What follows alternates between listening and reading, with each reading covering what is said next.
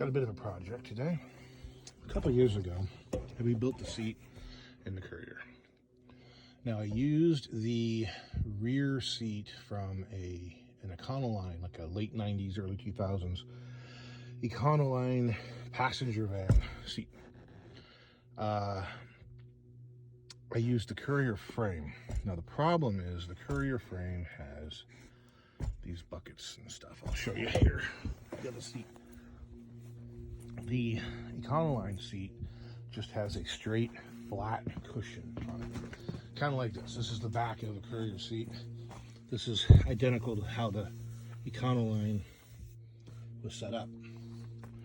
Problem is the butt half, as you can see, it's got these troughs right here. It's got this raised section here. It's got a trough here, and then it comes back up. Trough, raised section. And the bottom of the Econoline seat was the same way. It had a flat thing. So I had to mess with it. I had to cut a bunch out in the middle. I had to add some to here. You know, it's lumpy. It ends up pushing me towards the middle of the seat. So this seat's going in. Now I had planned to paint the seat because I thought it was faded really bad. It turns out somebody had already painted it. That's the color of the vinyl, that's the color of the paint. The paint is coming off, but not fast enough. I don't have time to mess with it, so we're gonna have to pull the seat back off at some point and strip it. So it's going in as is, except I am going to take the seat cover that Christy crocheted me, finally, and put it on. But you can see even from here how lumpy it is. You know, it's blah, blah, blah, blah. It tries to force me towards the passenger side. It's just not comfortable. Plus, it sits up really tall. I don't like that either. So it's coming out right now. Okay, so you can see what's been done here to try to fix it. And it's not really working too well, obviously. So we're gonna take it all apart and swap them out. Now these basically just snap together. This thing can be kind of a pain in the butt. You just squeeze them and then pull it, and it should just come apart. No screws holding this one on. And I had to narrow a little bit on both of them. You can see this side here, it's firm, firm, firm, not so firm, pretty soft. And so your butt tends to gravitate more towards the middle, and I don't like that. So, a lot of work went into these. You see I had to trim it here to fit the hinge. There's no cutout for the shifter, but it's not a problem because, you know, I'm so tall, the seat's all the way back anyway. Here, I had to slit it so the springs could fit. The back half, I don't remember being too much of a problem at all. I did curl it up around there. So I somehow remember it pushing me farther into the steering wheel, but that's about it. Well, it's about time for me to go pick up Luke, so when we get back, I'll get back on putting it together. I'm probably going to put the Ford seat covers on the Courier seat. So the idea is just to put the Ford upholstery right over the top of this like a seat cover. You can see, it's dirty. It's in pretty good shape other than the color. It stains. So, yep, we're gonna do that. That literally took me 2 minutes to do.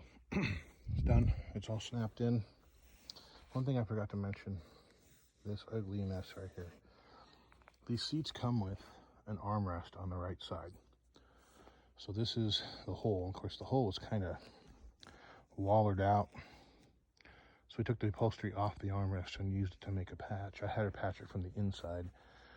Maybe I should have had to patch it from the outside, but either way, you can't see this when it's in the truck, so I'm not too worried about it. I think I'm gonna go ahead and run a quick coat of black paint on there because there's all that beige overspray and it just looks like hell. The bottom half is going to be a little more difficult. I'm going to cut these off. They're far too outboard because you're sitting on top of them. I think even if my butt was smaller, I'd still be sitting on top of them.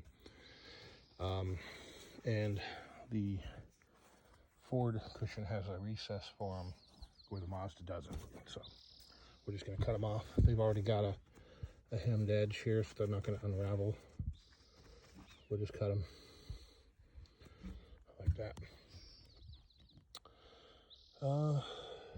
Yeah, especially that bottom half's a bit dirty though. It needs to be clean, but I'm not going to throw it in the washing machine. I've got some cleaner at the house, or in Christy's Jeep. I'll use it, clean it up, vacuum it. It'll be all right. I'm gonna go ahead and put the crocheted seat cover in the wash, and I may or may not put it back on. I don't know yet for sure. But I'm gonna go pick up Luke, and we'll be back on it when he's done with his work. Okay, I got these trimmed down.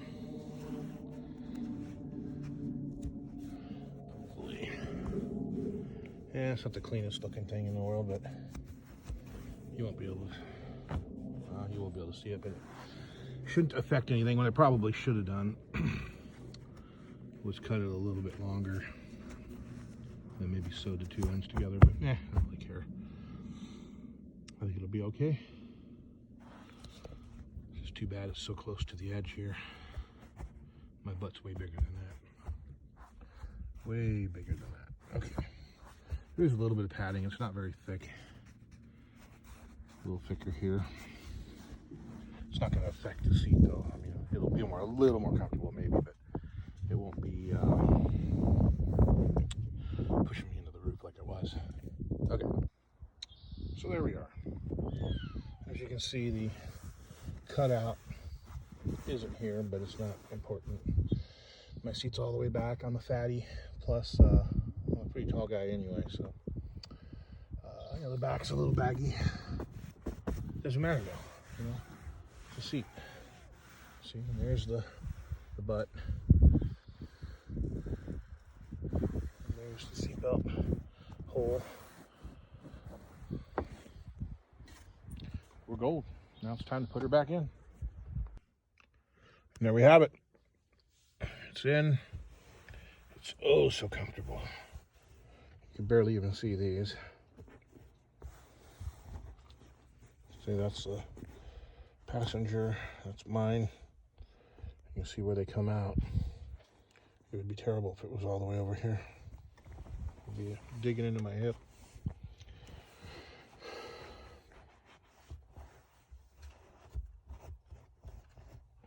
Now I gotta clean up all that mess. It's mostly receipts, parts, tools, my jacket. Not a lot of garbage there. I just have to separate all those receipts. All right. This project is done.